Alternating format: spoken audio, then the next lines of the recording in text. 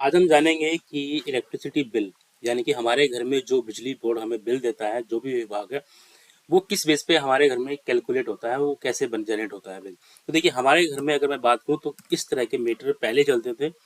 तो इसमें क्या कैलकुलेशन होता था कि ये जो आपको दिखाई दे रहा है रेड कलर में, जब ये 1 2 3 6 7 8 9 क्रॉस करता था तो उसके बाद ये ब्लैक में एक आती थी। तो मतलब इसका ये था कि मेरी एक यूनिट पूरी हो गई। ठीक, अब ये मीटर लोग सब मीटर में यूज करते हैं नॉर्मली। हमारे यहाँ मैक्सिमम अब जो है डिजिटल मीटर आ गए हैं। देखिए ठीक, इसमें भी देखिएगा आपको सेम वही चीज दिखाई देगी, लेकिन होगा क्या, जैसे यहाँ लिखा है रीडिंग जो लिखी है पॉइंट के बाद जो है ये वही काउंटिंग चलती है, 0.6 7 8 9 10।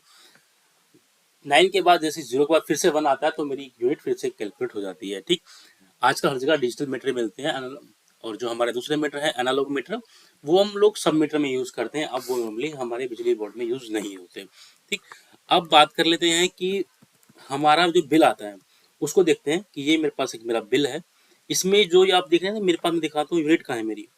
ये देखिए मेरी करंट रीडिंग ये है और प्रीवियस वाली रीडिंग मेरी ये वाली है। ठीक, तो उनका जो डिफरेंस है 262, ये मेरी के डब्ल्यू एच, देखिए यहाँ लिखा है मीटर यूनिट के डब्ल्यू एच, ये मेरी यूनिट है। तो मैंने बेसिकली इस मंथ में जो मेरा बिल आया है 262 यूनिट यूज किए हैं जिसका मुझे बिल देना है। ठीक, तो मुझे बिजली विभाग इतने का बिल नहीं देता इसी यूनिट का, उसके अलावा और भी कुछ चार्जेस रहते हैं। जैसे मेरे यहाँ पे दिख रहा है ये फिक्स डिमांड चार्जेस 247 रुपये, उसके बाद पूरी कैलकुलेशन के बाद मेरा जो बिल बनता है वो हमें आता है। ठीक, तो ये बिल आता कहाँ से है, बिजली बोर्ड से आता है। तो हमारे यहाँ अभी यहाँ मीटर लगा होता है इलेक्ट्रिसिटी मीटर, उस पर कैलकुलेशन होती है और उसके बाद वो हमें मिलता है। तो अब ये जानते हैं कि कैलकुलेशन कैसे होती है। ठीक, मैं आपको लेके चलता हूँ, एक्सेल शीट मैंने एक बनाई है ये वाली। ठीक है, उसमें मैंने क्या किया है, कुछ इक्विपमेंट अपने रखे हैं कि मेरे घर में ये चीज़ें में भी हैं, और उसी के बेस पे मैंने एज अप्रोक्सीमेट लिया है कि कितनी यूनिट मेरी आएगी अगर मेरा ये लोड कनेक्टेड है। तो मैं मान ले रहा हूँ कि मेरे घर में 3 फैन है। ठीक, 40 वाट के। ओके, एलईडी बल्ब है 5 है 9 9 वाट के। ठीक, एक टीवी है 100 वाट का, एक फ्रिज रखा है 200 वाट का, आयरन प्रेस 1 किलोवाट की। ठीक, तो अब कितने घंटे चलते हैं, यूनिट निकालने के लिए हमें ये पता होना चाहिए ना कितने घंटे चलेगा, कि ये तो इनकी पावर्स हो गई।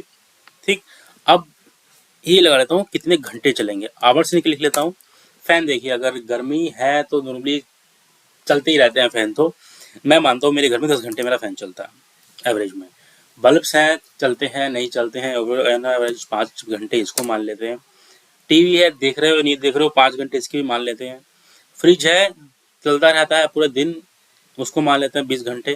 ठीक, प्रेस है नॉर्मली हम लोग कपड़े प्रेस करते हैं तो ही यूज़ करते हैं, अदरवाइज कोई यूज़ नहीं है, 2 घंटे मान लेते हैं। ठीक, अब ये जो है मेरा फैन कितने घंटे चल रहा है, 10 घंटे। तो पहले इसकी पावर निकाल लेता हूँ। ठीक है, टोटल पावर कितनी यूज़ करेगा ये, तो मेरी टोटल पावर हो जाएगी फैन जो यूज़ कर रहा है, मैं इसको मल्टीप्लाई कर रहा हूँ वाट से, तो 120 वाट मेरे 3 पंखे हैं टोटल यूज़ कर रहे हैं। ठीक है, ऐसे इसको ड्रैग कर लेता हूँ, एक्सेल भी कवर हो जाएगा मेरा। ठीक, थोड़ा और नीचे है भाई, तो ये कहाँ गया है। ओके, फिर आ गए यहाँ पे देखिए, तो टोटल इतना यूज हुआ मेरा पावर। ठीक है, इतनी मेरा फैन 120 वाट ले रहा है, एलईडी बल्ब 45 वाट टोटल घर में लोड आ रहा है, टीवी मेरा 100 वाट आ रहा है। ठीक, एक टीवी है उतना कंजप्शन ले रहा है, वो एक एक करके इतना इतना मेरा कंजप्शन आ रहा है। टोटल लोड कितना आ रहा है मेरा, 1.46 किलोवाट का टोटल मेरे घर में लोड कनेक्टेड है। तो अब ये तो मेरा आ गई वाट आवर। ठीक, अब कितने घंटे चल रहा है, 10 घंटे चल रहा है, तो करेंगे क्या, इसको सिंपली वाट को गुना कर देंगे हम जितने मेरे घंटे चल रहे हैं। ठीक, तो कितने किलोवाट आ गए, 1200। 1200 किलोवाट नहीं, 1200 वाट आवर। एक्चुअली मेरी पूरी कैलकुलेशन वाट में है, क्योंकि मैंने वोल्टेज रेटिंग अपनी जो ली है, पावर रेटिंग रही है इक्विपमेंट्स की, मेरी वो वाट में है, किलोवाट में नहीं है। तो मेरी वाट चल रही है। ठीक, ये है मेरी वाट आवर्स। उसके बाद फिर से इसको करते हैं ड्रैग, तो सबको मैं कर देता हूँ ड्रैग ना टाइम बचाने के लिए। तो टोटल मेरा कितना आ रहा है, तो मेरे कितने वाट आवर्स आ गए, 7925 मेरे वाट्स आ गए। ठीक, इतने मेरे वाट आवर्स हैं। अब किलोवाट आवर में कैसे कन्वर्ट करते हैं इसको, सिंपली 1000 से कर देंगे डिवाइड, तो मेरे कितने किलोवाट आ गए, 7.9225 वाट। इसका मतलब ये हुआ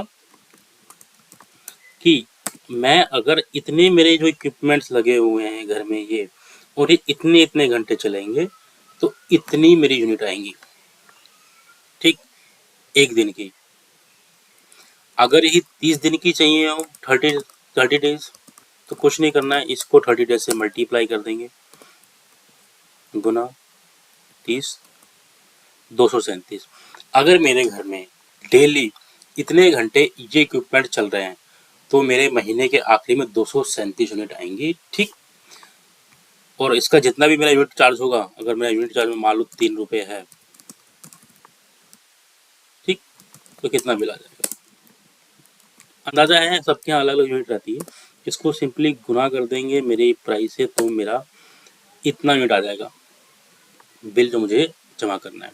तो होपफुली आपको समझ में आ गया होगा कि किस तरह की हम लोग किलोवाट में, कि हम घर में किलोवाट का तो नॉर्मली, तो हम लोगों को ये समझ में आ गया कि अगर ये इतनी इतने पावर के अगर मैं अगर घर में कनेक्ट इक्विपमेंट यूज़ कर रहा हूँ, इतने घंटे चलाऊंगा तो इतना मेरा बिल आ जाएगा। तो अगर आपको कोई चीज़ एक्स्ट्रा चला रहे हो तो भैया उसका बिल तो देना पड़ेगा। तो आपको पता लग जाएगा इस कैलकुलेशन से मेरे घर में क्या क्या लग रहा है, अप्रोक्सीमेट मेरा बिल कितना आएगा इतने घंटे में चलाने वाला हूँ। तो दोस्तों, तो यही सारी कैलकुलेशन चलती है, इसी के बेस पे बिल आता है। वीडियो पसंद आए तो दोस्त लाइक और शेयर जरूर करना, और अगर कोई क्वेरी हो, कुछ गलत बता दिया हो तो कमेंट सेक्शन में जरूर बताना। Thank you.